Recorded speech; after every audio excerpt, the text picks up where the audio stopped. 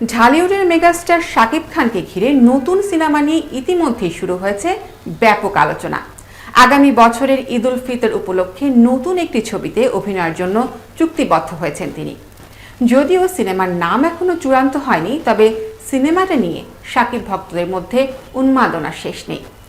এদিকে সিনেমাটিকে ঘিরে সামাজিক যোগাযোগ মাধ্যমে ছড়িয়েছে শাকিব খানের পারিশ্রমিক নিয়ে গুজব। শোনা যাচ্ছে শাকিব এই ছবির জন্য ৩ কোটি টাকা পারিশ্রমিক নিচ্ছেন, এমন খবর ঘুরে বেড়াচ্ছে ফেসবুকে। তবে এই গুজবকে একেবারেই উড়িয়ে দিয়েছেন সিনেমার পরিচালক আবু হায়াত মাহমুদ। গণমাধ্যমকে তিনি স্পষ্ট জানিয়েছেন, ফেসবুকে তো অনেক কিছুই ছড়ায়, যার যা খুশি লিখে দিলেই তো সেটি সত্যি হয়ে যায় না। দর্শকদের অনুরোধ করব, গুজবে কান দেবেন না।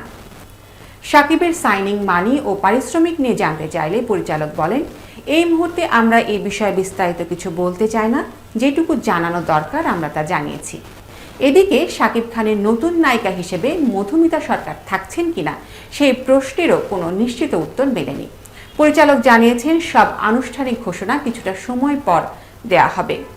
তবে ঢালিউডের নতুন সূত্র বলছে, শাকিব বর্তমানে সিনেমা প্রতি ১.৫ কোটির বেশি পারিশ্রমিক নিচ্ছেন।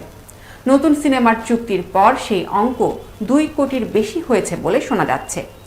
সাইনিং মানি হিসেবেও তিনি প্রায় ১ কোটি টাকা নিচ্ছেন, যা ঢালিউডের ইতিহাসে এক রেকর্ড।